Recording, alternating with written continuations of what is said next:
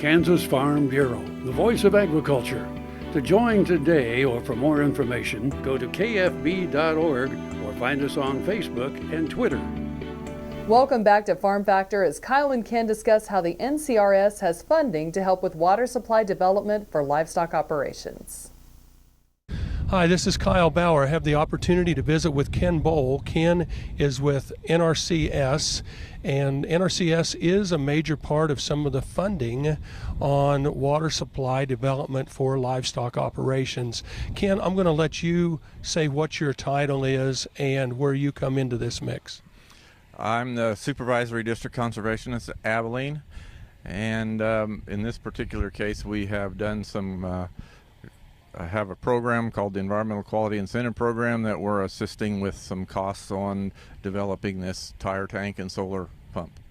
So how limited are those funds? In other words, how many different types of livestock watering situations can you help fund? With this, the funds are annually brought out by USDA, so they vary.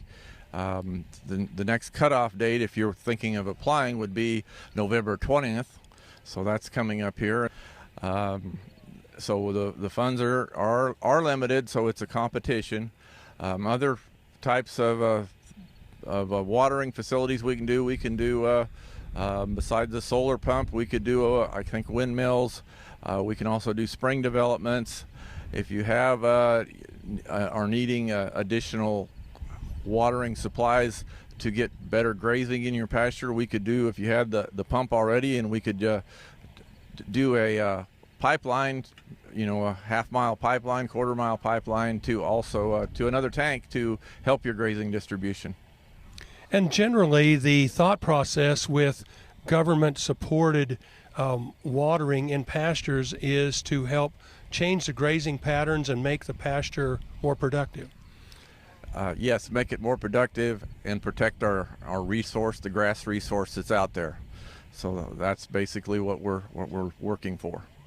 Well, and I think a lot of people don't understand that when there's water in just a portion of a pasture, cattle will overgraze in some areas and undergraze in others, and that doesn't use the resource completely.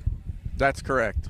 And you can also, if we could also put cross fencing in here to and put water on both sides of that and help with the grazing distribution.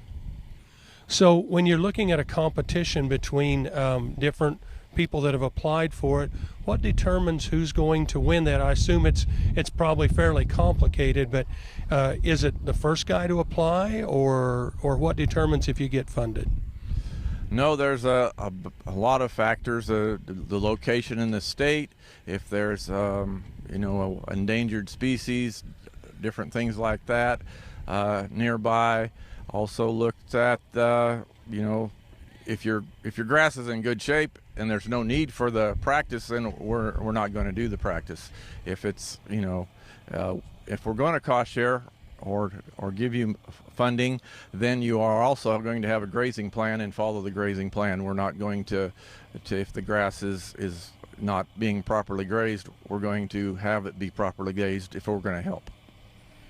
So if a person is trying to get a cost share, do you get that before you start construction or after the construction? It would be after, because we have the design and it has to meet our specifications, and then after it's done, then we will double check it. And in case of a tire tank, we're going to measure how many gallons and pay per gallon. So until we have it in the ground and know how big the tank is, we don't know what the cost share or what the payment rate will be. We're visiting with Ken Bowell. We're in Dickinson County today on an Extension Field Day. Thanks again for joining us at K-State's Extension Field Day in Dickinson County. I'm your host, Jamie Bloom, and I hope you enjoyed today's show. See you next week on Farm Factor. We're here every Tuesday on Ag AM in Kansas. Closed captioning brought to you by Kansas Soybean Commission. The Soybean Checkoff Progress, powered by Kansas farmers.